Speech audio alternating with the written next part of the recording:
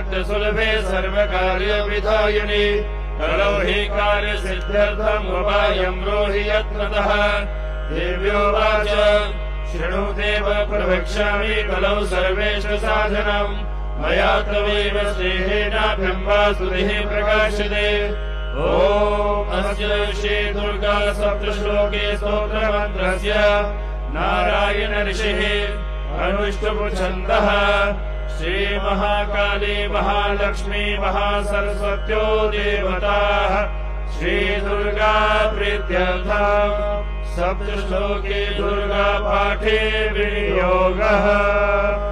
ॐ ज्ञानिनामपि चेतांसि देवी भगवते सा बलादागृह्य मोहाय महामाया प्रयच्छति। दुर्गे स्वाहर्षिभिर्विशेषयन्तो स्वस्मै स्वर्गामधिपतिं शुभां ददासि। दारिद्र्य दुःख भयहारिणिका दुरन्या सर्वोपकाय करणाय सदा चित्ता।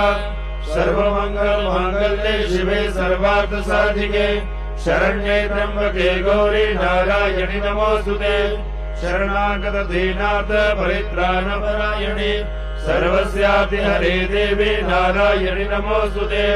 सर्वस्वरूपे सर्वेशे सर्वशक्ति समन्विते भयभ्यस्त्राहि नो देवी दुर्गे देवी नमोस्तुते। रोगान् शेषान् वहन्सि तुष्टा रुष्टा तु कामान् सकलान् अभीष्टान्। त्वामाश्रितानां न विपन्नराणां त्वामाश्रितया शयतां प्रयान्ति। सर्वबाधा प्रशमनं त्रैलोक्यस्याखिलेश्वरी एवमेव त्वया